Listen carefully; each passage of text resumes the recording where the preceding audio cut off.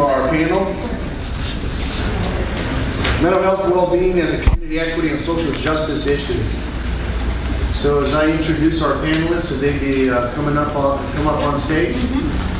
So first off, the social justice implications of community building as part of building communities and how essential it is to improve well-being, hot topics in communities today. We assembled hopefully this morning a panel that is going to discuss these important issues with you. Join me in welcoming first Francisco Garcia, community organizer and community involvement coordinator for My Brother's Keeper.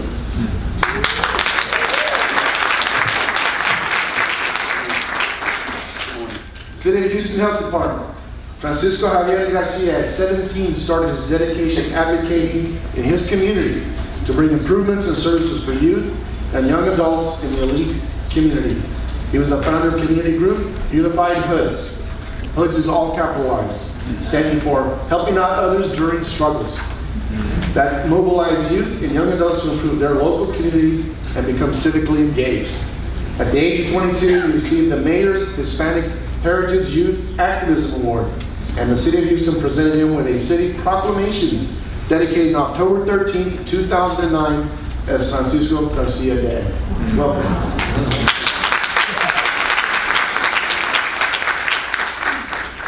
Adilifu Sabur.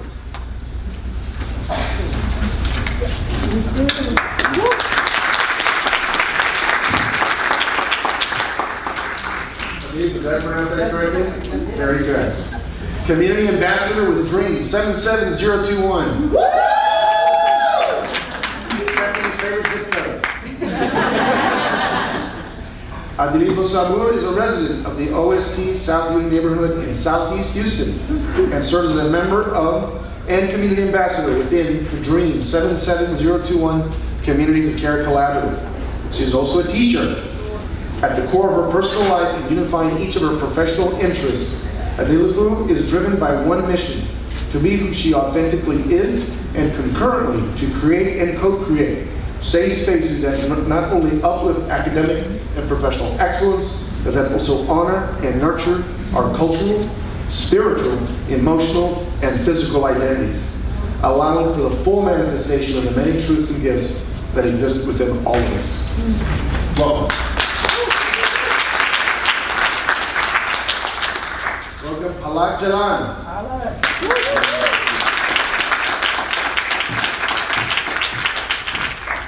Senior Director of Population Health, Reaching Richmond. Thank you for being here, Palak. She is the Senior Director of Population Health at AccessHealth Community Health Centers and is responsible for strategic partnerships, development, and making the operations more community-centered. Her work, both as a provider and an administrator, provides her with a panoramic view to assess and strategize healthcare interventions across a broader spectrum of development. Good morning. And Dr. Nia West-Bey. Welcome, Doctor. She is Senior Policy Analyst, Center for Law and Social Policy. Dr. Nia West-Bey is a Senior Policy Analyst with the Center for Law and Social Policy, also known as CLASP, a national nonpartisan, nonprofit organization advancing policy solutions for low-income people. Through this work, she had the opportunity to learn and experience how national and local policy impacts disconnected youth. Let's give each one of them a welcome applause. And we want to start to mine the wonderful things that exist in your brains. So let me start with a key question for you, Francisco. What piqued your interest in wanting to organize in your community, and how does that relate to young person's well-being? All right, well, good morning, everyone. Thank you for having me. It's a pleasure to be here with everyone. All right, 1, 2, 1, 2. Can everybody hear me? Yeah. All right, so go back to that question. One of the main reasons that motivated me really to get involved in the community was first due to my experience, my upbringing. Growing up in an apartment complex in Avey on the southwest side of Houston. Anyone from Avey? All right, all right. Got some Avey family. I think I'm sorry, I got two and they. Still got that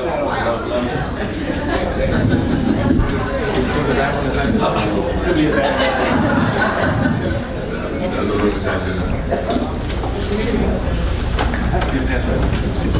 I speak loud if that'll work. All right.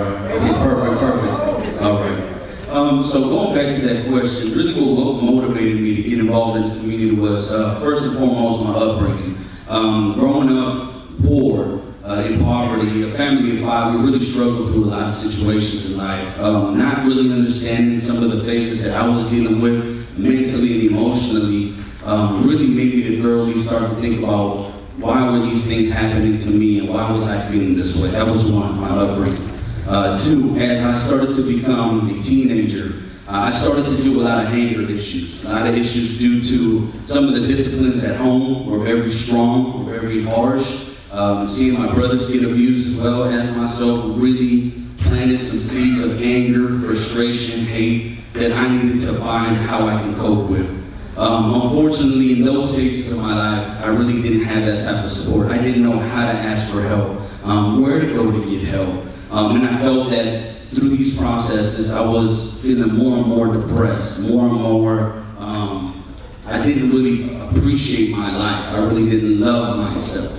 And so through those processes, it wasn't only me that was dealing with that. Living in an apartment complex, I wasn't the only person in that apartment complex facing those same situations. Being in alternative school in high school, I was in alternative school for 3 years. I was going in and out of alternative school, and gradually as that experience started to sink in more and more, I felt that my only path I was going to turn out in my final destination would be in jail or death. And so I needed to take an initiative to kind of break that cycle. I had to do some self-reflection. And through those processes, I made bad choices, self-medicating, not really helping me out, really just put me in a much more darker space. And so finally, I was a father at 17, and that's what really shifted a lot of my thinking. It took a while to change, but then as I started to grow into this path, I started to realize that not everybody was as fortunate to be able to have the outcome that I did, to be able to think in the process that I did. And that started to make me ask questions of why was it that we were all facing this in our communities. Being from 80 zip code 77072 in the early 2000s, we were one of the top 10 zip codes that was contributing to the high youth incarceration rate in the county. And for me, that was a big red flag. And then I started to really observe my environment and started to realize that we didn't have opportunities for out-of-school program, career certification development, employment opportunities. Didn't have the access to the counselors that were necessary so that we can be evaluated. And the population that I was in through alternative school were suffering through those same issues. So that really was one of the main reasons that motivated me and my daughter to move forward. Thank you, Francisco. I think you conceptualized a lot of things that we talked about, social determinants, personal experience. So, Adilifu, this question is for you. Okay. I love the Dream 77021. I mean, what a great name. But talking about your role as community ambassador, and what you think would motivate other community members and parents to become actively involved in community building and healing, what would you say to that, and what do you want to share with this audience about that? Good morning, everyone, and thank you as well for having me here as a panelist. As a community ambassador within Dream 77021, one of our primary roles is to serve as a representative or spokesperson for other residents in the community. So bringing resident concerns to our collaborative and then taking back things to residents as well as discussing the collaborative. Of course, keep in mind that the resident voice is not a homogeneous voice, so I have to maintain the integrity of those different voices without, just communicating what I want in the community, as well as take an opportunity to recognize that there are other people who have been excluded and make the initiative to invite them to the table as well at the collaborative.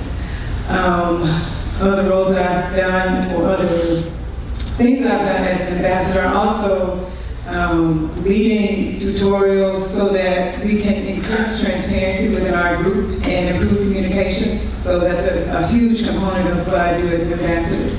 In terms of community engagement, I think that a major thing that would help parents or inspire or motivate parents to participate more is for there to be more sincere engagement, as well as shifting ourselves to truly focus on families and youth. As a parent, I really didn't realize how much children are excluded from not just conversations about change in communities, but even things like weddings, hair salons, restaurants. It's kind of unfortunate that our society has shifted to a space where jobs and adults are the center of everything. And so the more that we can think about how do we change our internal systems to really make space for families. And I don't even, it sounds complex, but sometimes when I'm sitting at the table in conversations, I realize that even the people who are working in the positions, if we step outside the job for a second, we can see that we're not even space being made for people who are working there to be engaged from the perspective of someone who's in a family. So that's a huge thing, like really taking a look at how we can adjust the systems that govern our lives to make them family-centered.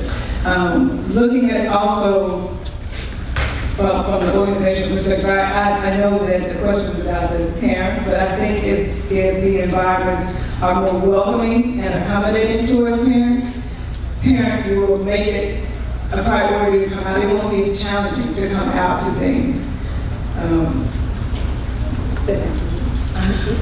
Thank you.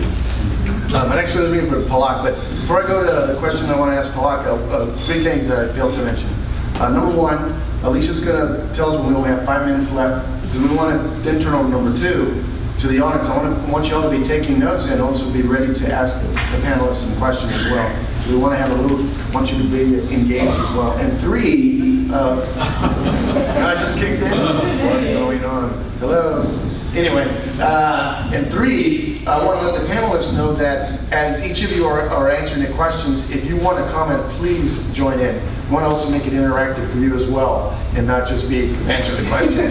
You know? By all means, because you all have, I know, such amazing things to be able to share with not only each other, but with us as the audience. So let's just think we're in our living room here for a little bit, all right?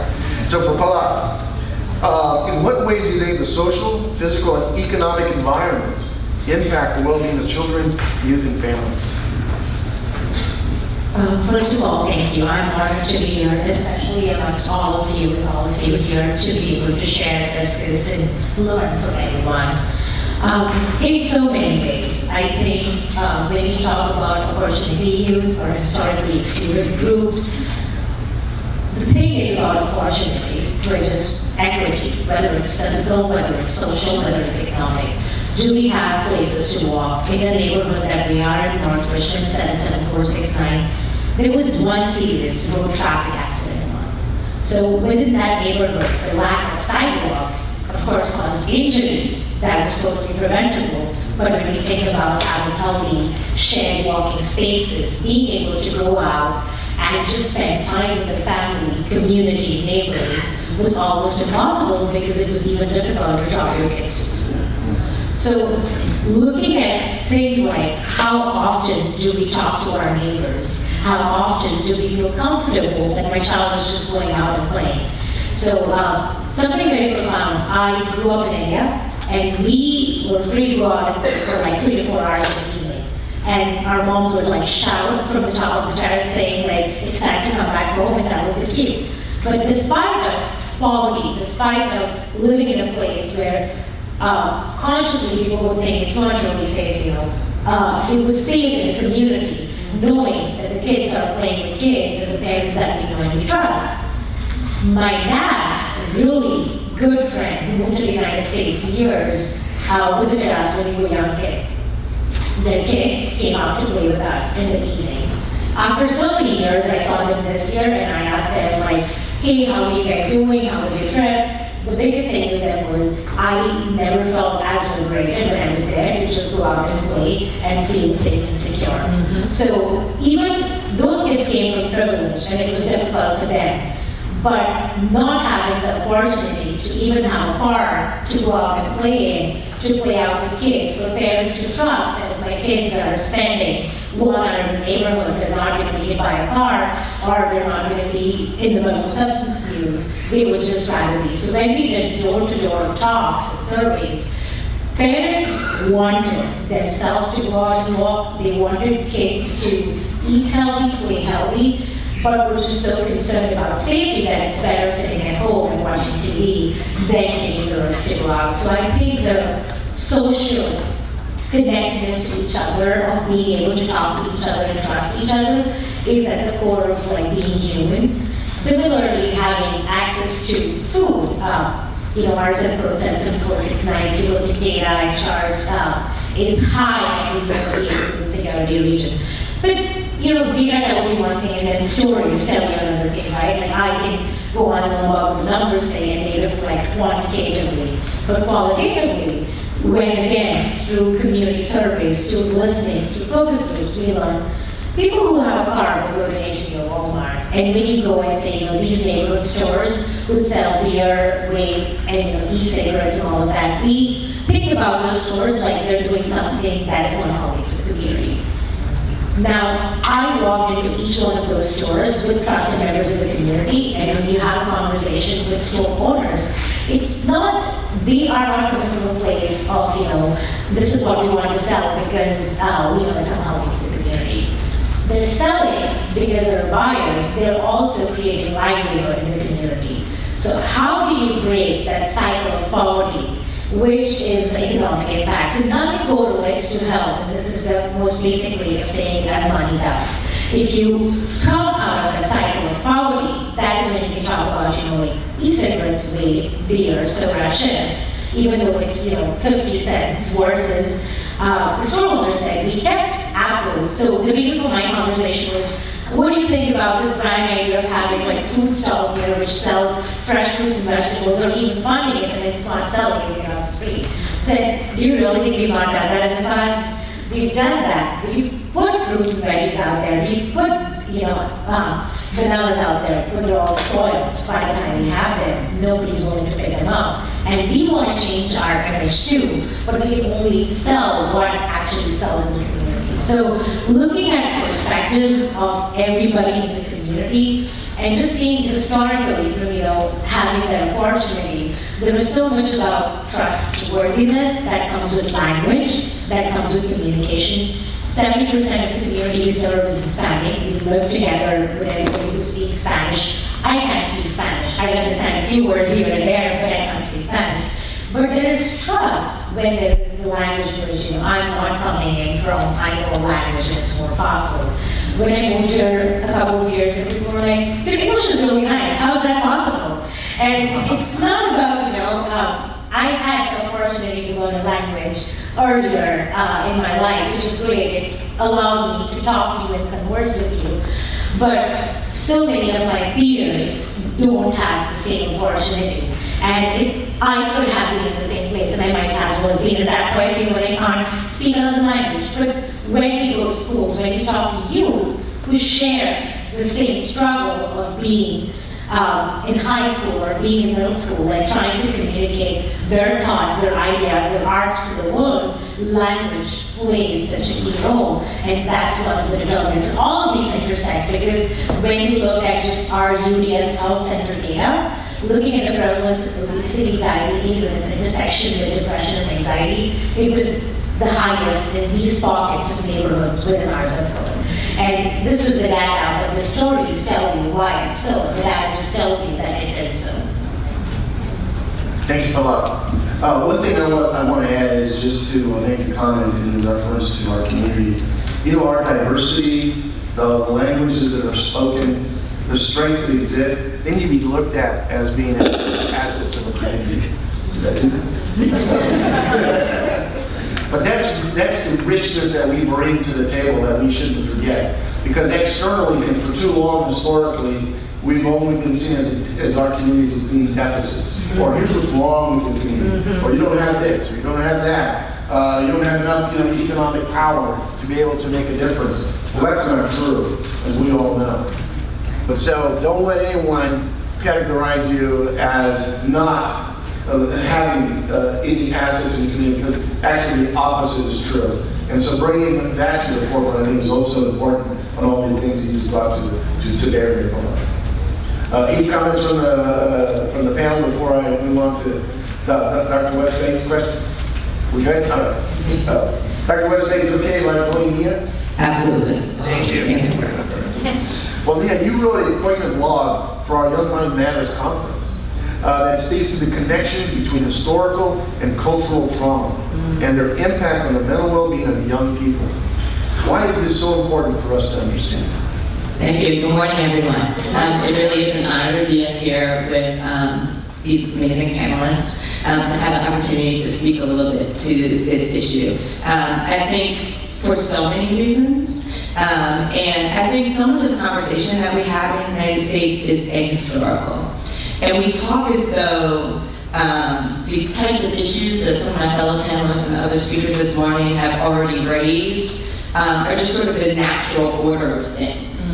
When in reality, there's a reason why some communities are on one side of the train tracks and some communities are on others. There are reasons why some communities have grocery stores and some communities don't have grocery stores. There are reasons why there is certain things, violence and things like that are allowed to happen in certain communities and not in other communities that are historical and that have a sort of a long trajectory. And when we act as though the current moment just happened by chance, that's really harmful to young people and to their understanding of themselves and who they are and who their communities are. I think when you are a member of the dominant culture, your history is affirmed constantly. It's affirmed in movies, it's affirmed on television, it's affirmed online, it's affirmed at school. And when you are from a marginalized community, you don't get that affirmation. And are in fact told that the key things that have happened to your people don't matter, didn't happen, they're erased. And you have to really think about then, what does that do to a young person trying to move and operate in the world when you're being told that your history doesn't exist, doesn't matter, isn't important, why don't you get over it, let's move on. And the conversations that I had with young people, my job here is talking to young people all around the country. And what they say very clearly is, no, these things do matter. These things that happened during World War II, these things that happened at the turn of the century, these things that happened hundreds of years ago, they matter now. They're impacting my family now, they're impacting my community now. And when we don't acknowledge that, then that just leads me to wonder, is something wrong with me? So that's one piece of it. I think another piece is that we have to really understand the role that policy has in creating tomorrow's historical and cultural trauma, right? So that, as I said, all these things that are happening, all these things that have happened, those are decisions that were made. Those are policies that were put in place that are now having impact 50, 100, 200 years down the road. So the decisions and the policies that we are making today are creating the historical and cultural trauma of 50 to 100 years from now. And if we looked at more of our policy decisions through that lens, with the idea of what is this going to look like for a generation 2 or 3 removed from this policy decision, I'd like to think that maybe we'd be doing some things a little bit differently.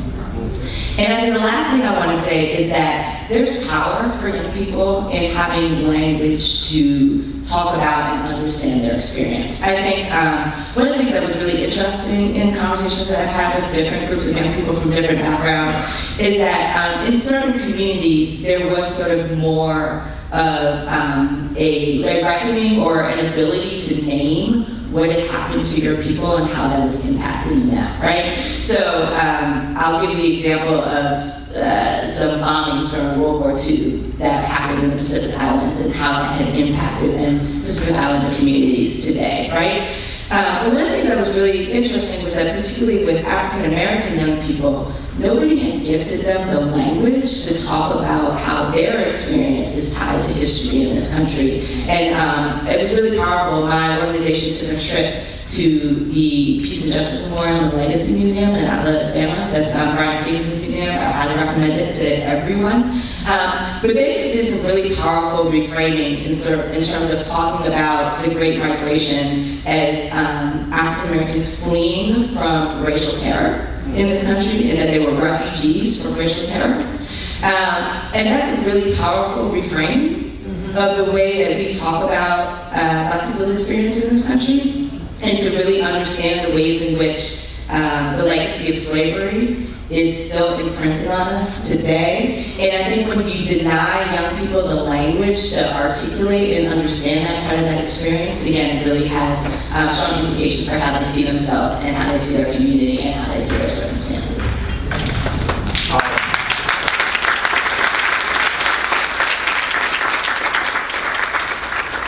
This is an open question for the panel here, and listening to what each of you have just shared with us. Could you each think about, really, let's drill down and give some recommendations or things that you're doing to really move the agenda forward, address these very issues, everything from trauma to the social determinants. What do you recommend? What do you talk to your, let's really get to what do we need to do? Because, you know, we've identified the issues. You know, granted, we still have to, you know, learn more about how they impact us and the policies. But I know that people want to get going. They want to do stuff. And that's what we need to be doing, empowering, making sure, and that we're sharing what works and what doesn't. It's not... Turn your mics off when you're not using them. Hello. There you go. Sorry about that. Let me rephrase. So, a little bit shorter, but what I'm asking the panelists is, let's really drill down and let's share actual things that we need to do or think about. So, I love about the fact that sharing knowledge, we need to do that, but we understand the issues. The folks in this room, I think you're ready to really roll up your sleeves and work. What do we need to do, guys? Give us some examples or recommendations. I'll open it to all of you. Francisco, looks like you got your eyebrows going. So what I can say is, first and foremost, we need to make sure that we utilize our schools as being a great access point and being able to engage families in our community. Also, being able to provide the freedom and opportunities for our counselors, our educators to be able to actually bring outside of the box ideas and start to introduce them so that we can use these platforms as our access points for communities. Going back to history, I myself, I'm Mexican American, and one of the things that I struggle with is identifying what is my history?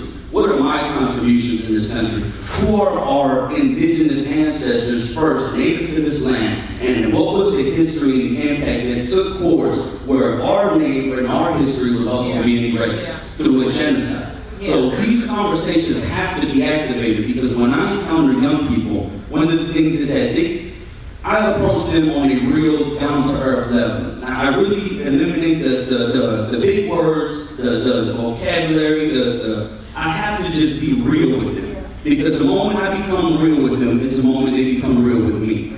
And I believe most of the times, you know, we kind of get caught up in the motion of what we learn, what we know, how to be able to present the information. But then we forget at that age and time when we were 16, when we were 13, when we were 18, and we needed that help. We wanted to express and say what we wanted, how we wanted to do things, but we just didn't know how to kickstart. And the individuals that were around us really couldn't pick up on those signs. So I think being more aware and talking about really not what we want to do, but also give young people a platform where they can actually have these conversations amongst them. Providing a framework of guidance and a roadmap of, okay, if you want to get something going in your community, what is it? Why is it? Not because it aligns with my grant or with a specific funding, but it's because it's aligning and addressing the root causes in our community. So I think, in a way, it's starting off in that position. And then also, self-awareness, you know. Our communities are being more and more open to talking about mental health awareness, the struggles that we face. And I think we have to capitalize on that opportunity because it's only going to expand more. And all these resources that exist out in the community, I can tell you, a lot of our communities don't know how to access them. So we have to get out of the facilities we're in the offices that we're in. We have to get on the grassroots level, do the door-to-door, really get the community activated and let them know we're there and present. Thank you, Frank. I really take to heart the notion of doing the work that we're requesting of people. So for myself, I've worked with my entire history, but in listening to Francisco's story, I had a huge self-reflective process of looking at things that I saw as challenges when I was growing up. Like in my classes, I was often viewed as smart or intelligent or I excelled, but there were also things that pointed to like the historical traumas that I was never allowed to discuss or cultural traumas that I was never allowed to discuss. And even now, bringing them up in family discussions, even within the Black community, can be taboo. Things around sexuality, views, about even slavery. I mean, religion, different things that this space is just not allowed for. So for myself, making sure that I, with my awareness, even when I'm afraid to say something, to still say it. And then as I work, as I extend out to my family and in my community, that I allow the space for others to do that same thing.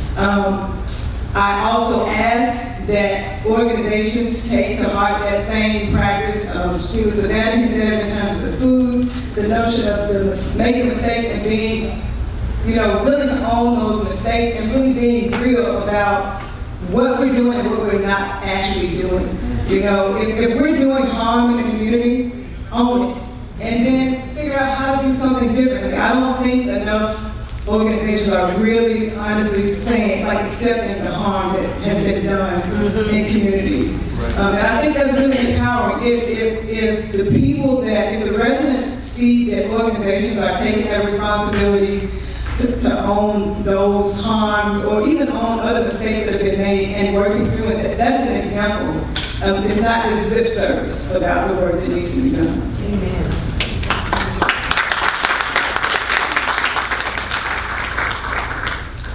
I think you all just shared it so beautifully. When you brought up schools as being the place, I think school and faith-based organizations, schools and churches are the centers and anchors of each community and trusted anchors of each community. So parents and families and youth may not trust me, may not trust you, but they trust the school at a level because that's where they feel life is going to get better for whatever they're working towards to improve. For themselves, all the struggles are real because when their kids go to school, they believe and they feel there's an opportunity for change. So in our work with schools, especially in elementary school, looking at the transformation, and what you all were saying about authentic involvement and not just going in and taking pictures. The coach brought up and said, a lot of times organizations will just come in, do a health fair, come say hi, oh, we did this activity with you all, take a picture, put it on social media and go back.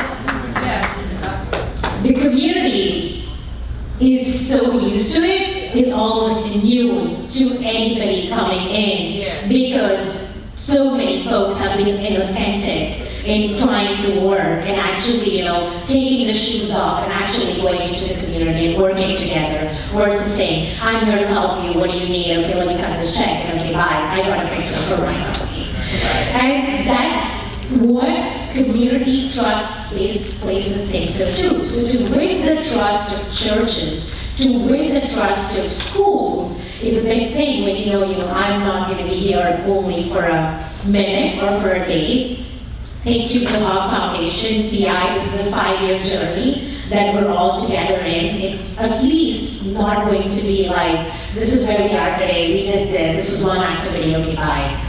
This is going to be working together as a collaborative with multiple organizations and people, real people from the community involved. So I may not know what the challenges of the youth right now are. I may not know, or I cannot feel the challenges of the community of what the history has brought. I know my history, I don't know, but I can share I can be open, I can acknowledge, and the youth that you all mentioned has to be empowered to take the lead. I am a convener, I'm somebody who wants to talk to all of you, and that's who all of us are, but you're the leader. You take this messaging forward, and your thoughts are the ones that matter the most, and it's not my image or the idea of what I'm supposed to do, which is a huge shift. It took our board, even people we interact with so long, and I'm sure for you all in the academic circles to think about this differently, but we can't not practice what we preach. So internally, doing the work that we're saying we're going to be doing is key to us. So authentic community involvement with schools and churches has been the trusted go-to for us, but also knowing that this is privilege when people trust you, and don't take advantage of that trust. Like, be authentic when somebody trusts you.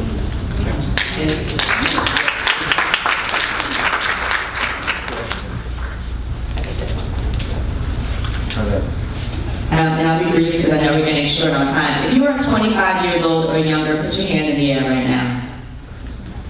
Thank you, young people. I am a youth worker at heart, and one of my favorite things about what I've been able to do in my current role is to bring some of what I see as the best of youth development practice into a national policy space. I have had the fortunate opportunity to do a Hill briefing this past Friday with a president from Massachusetts. And she has a saying that's on her bio on her website, which is that the people closest to the pain should be closest to the power. If we're talking about young minds, then we need young people front and center and leading on this issue. And the rest of us adults need to get on board and get behind. Oh, I love that. That's fantastic. Let me add something else. Each of you, the Hogg Foundation has funded, you already have an existing collaborative. So you already have some political muscle. So I would make a suggestion as well as I'm listening to our panelists. In your sphere of influence, your community, as a collaborative, go and meet with every leader that is there, that is not part of your collaborative. If your principal is part, imagine your entire collaborative showing up with a meeting with a principal. Find out who owns that grocery store or that automotive shop or whatever it may be, and go and meet with them. The whole collaborative. Show your power in numbers, but you're going there to understand where they're coming from as well, right? Can you imagine when an owner all of a sudden has 50, 60, 100, 200 people show up and go, we want to meet with you, you're the community. I'll guarantee you they'll listen to you. Just think about that, and think about different ways of how to flex that power at the local level. And then as Nina's pointing out, like being on the Hill, you also have the power to meet with anyone that is your elected official. You got to remind them, we elected you, you work for us, okay? With that, I think we should maybe open it up for Q&A. All right, now this is for you, the audience. Have any questions for our wonderful panelists here? Who's running the mics? Okay. I hope.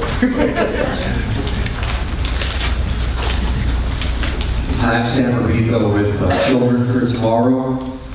I have a question for Mr. Garcia. Anyway, you mentioned you're in alternative schools, and I've seen alternative school kids actually tear up our community a little bit, whether it be pulling out handicap signs or throwing them on a security camera. But you also mentioned about getting evaluated. How likely, when you were in that position, were you to be open to evaluation? I could say I was definitely open in trying to get evaluated. I mean, I literally asked my mom. I told my mother, there's something wrong. There's something that's going on with my mind. I'm not feeling myself. I'm feeling too depressed. My thoughts are becoming too negative. And then myself at that time, making the wrong choices, drinking, smoking, didn't help at all. It just only made it worse. I was open, but when asking my mother for help, my mother did not know where to turn to get help. She didn't know how to start that conversation or who to go to. When I was in alternative school, it wasn't I never went through a phase of, okay, how do you feel? I wasn't able to sit down with a counselor and talk about what am I going through at home or what am I going through with my person. It was more just on a point basis. Make sure you walk in the yellow line. Make sure you wear the uniform that you're supposed to. If you speak, you lose close to 900 points, and you can only earn about 400 points per day, so that extends your stay, and then that became a repetitive cycle. So I was then muted. I was then shushed, and because of that, I then had to now internally have to face those troubles on my own. And it got to a point where I had to exit out of that program. I was in my 3rd year. I started school in alternative school, and I had my last day of school in alternative school. And that, for me, caused more damage. And I don't want to speak negatively of the educators there, because the educators identify there's something wrong with these boys and girls, but we don't have the resources necessary to be able to help them. But I was very open and willing to try to get help. And I was blessed, but not many are fortunate and blessed to be able to go through that reflection and that process and kind of endure some of the things that, are hard to handle. Who's next? Hi, my question might be best for Dr. Nia. I just have a question. As we look at regentrification of many of our communities, such as 77020, many of these communities date back with families living there for approximately 100 years here in Houston. As we look at the topic, Young Minds Matters, our low-income communities, they depend on their family members for child care, elderly care, caring for their elderly. What are your thoughts about policies that are preserving these communities as we look at regentrification and the effects of young minds? Thank you. You can hear me? Okay. That's a great question. I live in Washington, D.C., where a lot of very similar things are happening, where there's this weird thing in D.C. where it's a city where there's what people think of, right? The monuments, the federal government, and then there's the people who live there and who have lived there for generations. And there's a lot of perspective from the folks that know the monuments and know the government that nobody's from here. Everyone's a transplant, which again is another erasure of a whole history of people who have been living in DC for generations. Many of my neighbors, right? I think that policies that preserve communities are absolutely necessary, and that keep in mind the strengths that a lot of these communities, they have lots of challenges, but there's a lot of strength there as well. And I wish I knew the example of the place that had gotten it right, because I think, I don't know one. I honestly don't. Places are not getting this right. And they're forcing out the people who have been there for generations. They're destroying those social bonds. They're breaking down and not taking into account, as they gentrify communities, preserving the things that made those communities strong, or that recognize their history, or all of that sort of thing. And yet that has an impact on young people. Because when you're seeing that certain things are being allowed to proliferate in your neighborhood until white people move in, then what does that say about who you are and how you are valued? Like that, every choice that we make in policy communicates something about our values and what we value. And I think the unfortunate thing with gentrification is very rarely are the roots of communities, the strengths that communities have, the history of communities being valued in that process, and the people that live there and have been living there for generations. That's a great question. I will just add one thing, just an observation I've had even with my own child. You know, our youth, and I mean at a very young age, children, 4 or 5 years old, they can recognize hypocrisy like we can't. We need to have their voices to take. All right, next question. Then we'll, I think we have one in the back. And do we have a hand back over here, Rick? Okay. So we'll go from here to here, and then we'll go back to, yes. My question is for Nia and Adilifu. You're speaking about the cultural and historical trauma, particularly of African American children. So in schools, I've noticed things like maybe a mural about slavery in a school, but I don't know how much the actual space for conversation is open. Have you seen particular programs within schools or community organizations that really open up that space, and what are they? The short answer is no. And I think that even when the space is opened up, a lot of times it's opened up in problematic ways. There was a series of commercials for a while from Ancestry.com that were about, that has this young black guy. And the premise of the commercial was something like, I was a little bit afraid to look at my past because, But I found out that, my ancestors were born slaves, but they died a businessman or something like that. And the implication in that language is that somehow the shame of slavery belongs to black people. And I feel like so much of our discourse happens in that way. That is really damaging. I was infuriated every time I saw that commercial on TV because slavery is not our shame. And we're taught, the way it's talked about and the way we're taught about it is as if we should be ashamed of that having been done to us, when in fact it was perpetrated against us systemically, and that is where the shame lies. So yes, we need to open conversations, but they need to be done very carefully. The decolonization of the way that history is taught in this country, and the way that slavery is talked about in this country, and the way genocide is talked about in this country, the way internment is talked about in this country, and the way all of the things that this country has done to people of color are talked about in this country. I haven't seen many, if any at all, inside schools. I don't know if schools are the place for it as well because it's so complex. And so I think it's something that needs to be tiered. There needs to be conversations at home, both the slavery perspective, for the African American experience around slavery, the white American experience around slavery. There needs to be separate conversations.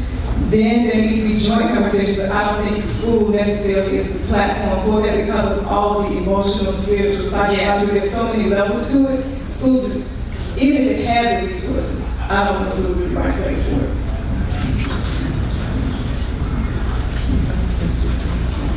Hi, my name is Richard Lee. I'm from Northeast Texas, not from the Houston area. I'm with the Buddy organization, Brothers I Can Add Developing Youth. My question is germane to the question that you answered, young lady, and also the one you gave. When you have found out your history, you go back and you find that there's a difference between white and black. How do you go about making that change when a community is more or less resistant to dealing with those changes? What step do you take in order to make that happen, to come to a mutual agreement?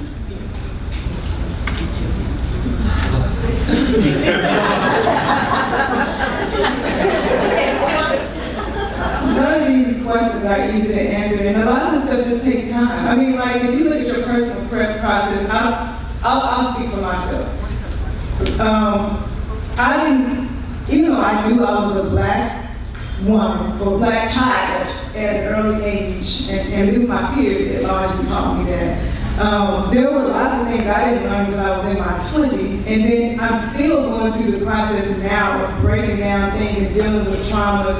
And it's been through a series of processes. It's not a linear process at all. There are educational components of, I mentioned earlier that as a child I was viewed as intelligent and blah, blah, blah, whatever. And people made assumptions because of that. And then when I went to school, I went to a traditionally white institution, I was faced with racism in a different kind of way. And so then I had to process that. Then when I got out and moved back into the community that I am, and I have a lot of choice in terms of who I'm around in my daily life, but there's still, now I can see the nuances of things that need to be dealt with within the black community. So like it's an ongoing thing that's, it can take a while. It wasn't created overnight, and so it's going to take a while. And sometimes there might not be a level of mutuality. And we have to be willing to say, right now that's how we're at. But don't give up on the process, and just keep going back address it. Maybe 10 years from now, we can be at that point. Very good. Going back here, this is our last question. But please also remember, they're going to be around. Corner them if you wish. Ask some more questions. I hope I didn't put you guys in the spot. But our last question, please. Wow, this is a lot of pressure, but thank you so much. My name is Ann Ford. I'm a native and resident of the trade, better known as Third Ward before it became Museum Park and most of our crap. So I want to thank this panel because one of the reasons I'm here is because as a native Houstonian and a person that is involved very much with this level of equity, I want to say as a seasoned citizen that I too experienced those traumas, and it took many years, which I'm still recoiling from as an educated person that has tried to fit into the dominant culture, and recognize very early that what you're seeing, cultural resurgence, language, and so forth, is so important, and to have these conversations in a real honest way. And one of the things I really want to ask any of you is, you know, intertwining in a dominant culture is one thing, but eradicating our creation stories is very troublesome to a person like myself as I'm trying to shape my generations. And I'd like to hear what you have to say about that, because it is very important that we recognize that the homogeneity that we experience here in the West is not by accident, it's policy driven, and that there are other currencies in our community that are just not dollars. You know, there's Big Mama keeping the kids while Sally is going to school, to college, getting two jobs. So those kinds of things. Could you speak to that?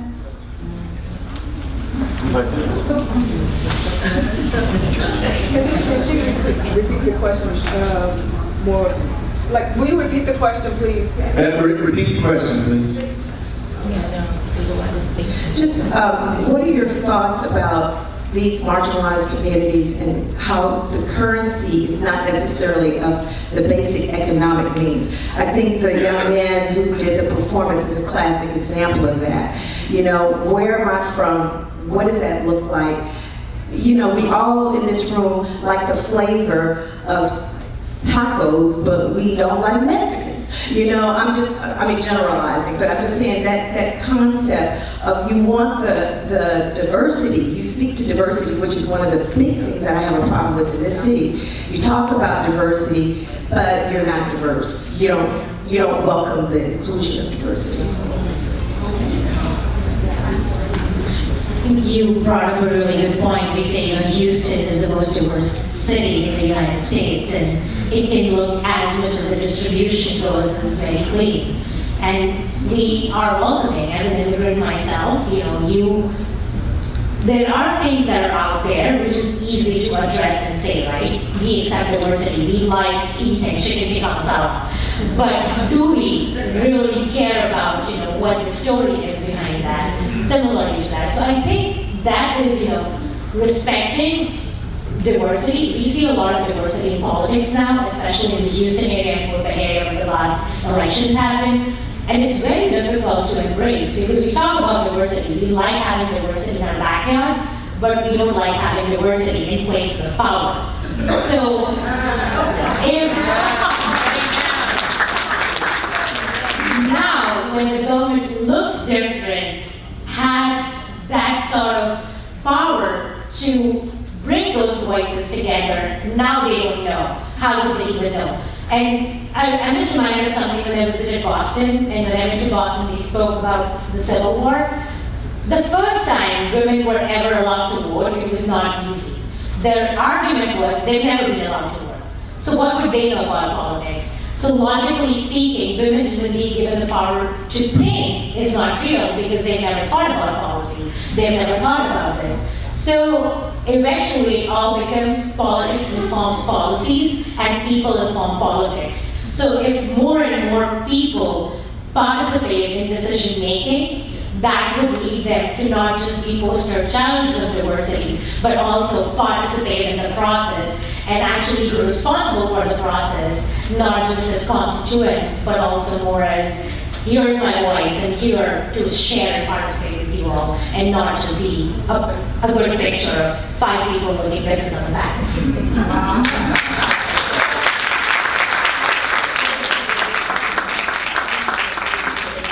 Historical perspective, just as a little note here, giving women the power to vote. Remember, that was white women. Women of ethnic, and especially African American women, that was not until 1964. Exactly. Civil Rights Act. So we also have to recognize the whole women's movement, which women's movement. Right.